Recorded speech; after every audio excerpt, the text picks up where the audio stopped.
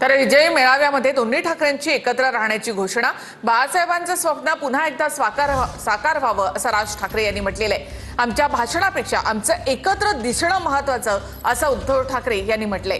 तर एकत्र आलोय एकत्र राहण्यासाठी असं देखील उद्धव ठाकरे यांनी म्हटलं आहे।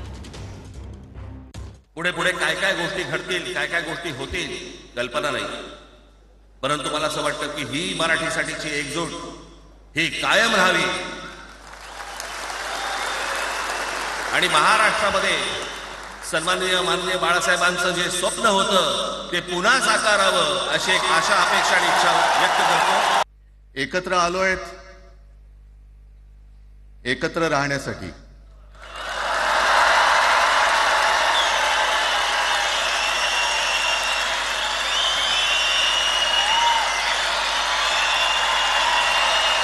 कार्यक्रमाची घोषणा झाल्यानंतर साहजिकच आहे सगळ्यांचं लक्ष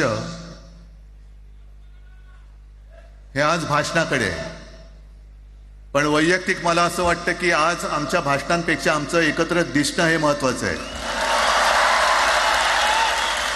सन्माननीय उद्धव ठाकरे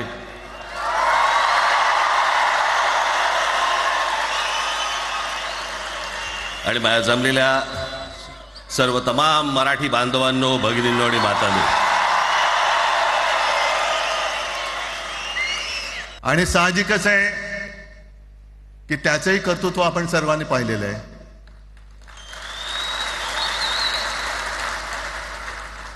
म्हणून माझ्या भाषणाची सुरुवात करताना सन्माननीय राज ठाकरे आणि जमलेल्या माझ्या तमाम मराठी हिंदू बांधवांनो, भगिनींनो आणि मातांनो,